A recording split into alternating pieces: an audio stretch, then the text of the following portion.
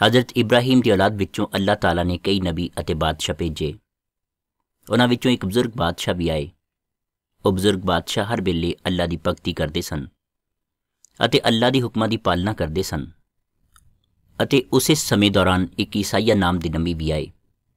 कुछ समय बाद जदों वो बजुर्ग बादशाह बीमार हो गए तो अल्लाह ताला ने ईसाइया नबी नूं उस बजुर्ग बादशाह कोल भेजिया अते कहा कि तुसीं हुण मर जाना है। नबी ईसाइया दा यह सुनेहा सुन के उस बुजुर्ग बादशाह ने अल्लाह ताला दे नाल गिले शिकवे करने शुरू कर दिते अते अल्लाह अगे रोना गिड़गिड़ाउणा शुरू कर दिता। अल्लाह ताला ने उस बुजुर्ग बादशाह दा रोना कबूल किया अते फिर ईसाइया नबी नूं उस कोल भेजिया ते कहा कि उसनूं कहो कि उसकी उम्र 15 साल होर वध गई है। इस तो बाद उस मुल्क के गुआढ़ी मुल्क के बादशाह नूं उन्हां दी बीमारी अते ठीक होने बारे पता लग्या। उस मुल्क के लोग अपने ही बनाए हुए झूठे रब की इबादत करते सन। जदों उस मुल्क के बादशाह नूं बुजुर्ग बादशाह की बीमारी अते ठीक होने बारे पता लग्या तो उसने अपने कुछ खास बंदे एक तोहफा दे के कुछ खतां समेत उस बुजुर्ग बादशाह कोल भेजे। जदों वो बुजुर्ग बादशाह कोल पहुंचे तो उस बुजुर्ग बादशाह ने महल की कल्ली कल्ली चीज़ नूं उन्हां नूं विखाया। तां ईसाइया नबी ने बुजुर्ग बादशाह नूं पुछया कि तुसीं की कर रहे हो। तां बुजुर्ग बादशाह ने दस्सिया कि ये गुआढ़ी मुल्क के बादशाह के खास बंदे हैं, मैं इन्हां नूं अपना महल विखा रहा हाँ। तां ईसाइया नबी ने उस बुजुर्ग बादशाह नूं कहा कि ये चंगा नहीं है।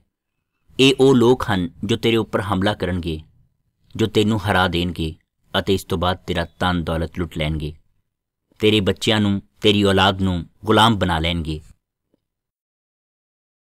15 साल बाद अल्लाह नूं मनण वाला वो बुजुर्ग बादशाह मर गया। इस तो बाद ईसाइया नबी ने उन्हां लोकां अगे अल्लाह दा सुनेहा पेश किया अते कहा कि हज़रत इब्राहिम की औलाद विचों जो अल्लाह दा सेवक आवेगा वो बहुत सारे लोगों नूं उन्हां दे गुनाहां दी सज़ा तो छुटकारा देवेगा। वो बहुत सारे लोगों दी बीमारियां दा इलाज कर देवेगा अते वो लोगों लई बहुत ज़्यादा दुख बर्दाश्त करेगा। इस दे बावजूद भी उसनूं सताया जाएगा, उसनूं कई तकलीफां दित्तियां जाणगियां, उसदे थप्पड़ मारे जाणगे अते उस अल्लाह दे सेवक बादशाह नूं तंग किया जाएगा। पर वो अपने मूहों उफ नहीं करेगा।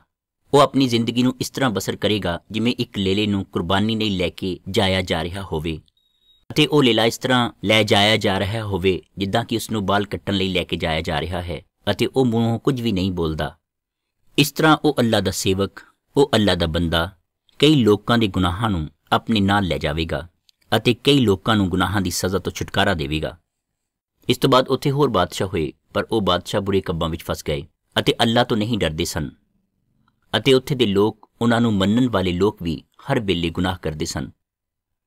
इसी वजह करके जिवें ईसाइया नबी ने दस्सिया सी कि उस अल्लाह नूं मन्नण वाले मुल्क दे बादशाह ने इस मुल्क उत्ते हमला किया अते हज़रत इब्राहिम की औलाद नूं कैदी बना लिया अते बाकी सामान नूं अपने नाल लै गया।